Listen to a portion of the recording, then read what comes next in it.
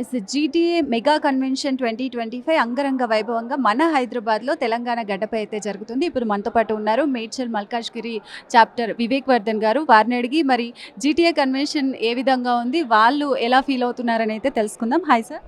Hi. ఏ విధంగా feel అవుతున్నారు? First time మన తెలంగాణ గడ్డ మీద ఇట్లాంటి ఒక కన్వెన్షన్ జరగడం, సో ఎలా ఫీల్ అవుతుంది? చాలా హ్యాపీగా ఫీల్ అవుతున్నాను. ఎందుకంటే ఫస్ట్ ఈ ఇన్నోవేషన్ నాకు తెలిసినప్పుడు మా అన్నయ్య నాకు చెప్పినప్పుడు సరే వెళ్దాం, మంచిదే మన తెలంగాణ కోసం ఇలాంటి ఒక ఇన్నోవేషన్ చేసిన మల్లారెడ్డి గారు కానీ మంజులారావు గారు కానీ ఫస్ట్ వాళ్ళకి నేను థ్యాంక్స్ చెప్తున్నాను. ఎందుకంటే ఆంధ్రప్రదేశ్ అంటే యుఎస్లో నాట తాన వాళ్ళే ఉంటాయి కానీ తెలంగాణ నుంచి మనకు ఎప్పుడు లేదు. ఈవెన్ నాకు కూడా పర్సనల్గా మనకు ఒకటి ఉంటే బాగుండు అని నేను చాలాసార్లు ఫీల్ అయ్యాను. సో ఇవాళ ఇది ఎన్ఆర్ఐస్ ఇక్కడ లోకల్స్ మన తెలంగాణలో ఉన్న పూర్ స్టూడెంట్స్ ఎవరైతే మెడికల్కి కూడా కొందరు వాళ్ళ సైడ్ నుంచి ఆలోచించి హెల్పింగ్గా ముందటికి వచ్చి చేయడం అనేది నిజంగా కూడా నాకు చాలా బాగా అనిపించింది. అండ్ దీన్ని కూడా అన్ని కంట్రీస్కి ఎక్స్పాండ్ చేస్తారని తెలియడం నాకు కూడా అది ఒక హ్యాపీగా ఫీల్ అయ్యింది. నేను అదే తెలంగాణగా I feel very proud of this.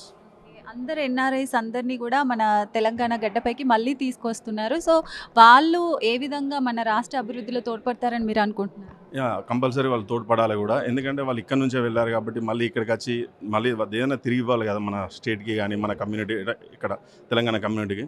So దానికి కంపల్సరీ వాళ్ళు రావాలి. మళ్ళీ ఇక్కడ కొన్ని ఇన్నోవేషన్స్ కంపెనీస్ స్టార్టప్స్ ఇక్కడ కూడా కంపెనీస్ ఎస్టాబ్లిష్ చేసి తెలంగాణ వాళ్ళకి జాబ్స్ ఇవ్వడం కానీ అలా యువతకి మెయిన్గా వాళ్ళకి అన్నింటిలో పుష్ చేసి హెల్ప్ చేసి డైరెక్షన్ చేసి అలా డెవలప్ చేస్తే చాలా హ్యాపీగా ఫీల్ అవుతాను. ఎందుకంటే మన దాంట్లో చాలా లేట్గా వెళ్ళారు యూఎస్కి కంపేర్ టు వెళ్ళారు కానీ కొంచెం లేట్గా వెళ్ళారు. డెవలప్ అవుతున్నారు, ఇంకా డెవలప్ అవ్వాలి. తెలంగాణ నుంచి చాలా డెవలప్ అయ్యి అక్కడ యూఎస్లో వాళ్ళు డెవలప్ అయితే ఇక్కడ మనకు కూడా వాళ్ళు చాలా బెనిఫిట్ అవుతుంది, ప్లస్ అవుతుంది. అందుకని వాళ్ళు అక్కడ చాలా కష్టపడతారు. మనం అనుకుంటాం చాలా ఈజీగా ఉంటుంది అక్కడికి పోయి వాళ్ళు చేయడం.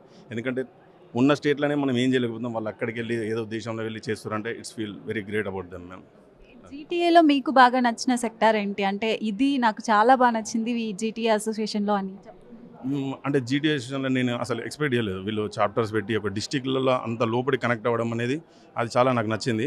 ప్రతి డిస్టిక్లో ప్రతి ప్రెసిడెంట్ని అట్లా వీళ్ళు ఆ ఫార్మినేషన్ ఆ కింది స్థాయి నుంచి ఏదైనా ఒక ఆర్గనైజేషన్ కింది స్థాయి నుంచి వస్తే చాలా బలంగా ఉంటుంది. వీళ్ళ గ్రామ స్థాయి నుంచి అలా తీసుకురావడం అనేది నాకు చాలా బాగా నచ్చింది. ఎందుకంటే అన్ని కనెక్ట్ అయ్యారు. ఇప్పుడు అన్ని డిస్టిక్స్ నుంచి వాళ్ళు నేను అసలు అంత ఎక్స్పెక్ట్ చేయలేదు. కానీ వీళ్ళకు హ్యాట్స్ ఆఫ్ చెప్పచ్చు. Thank you so much. Thank you.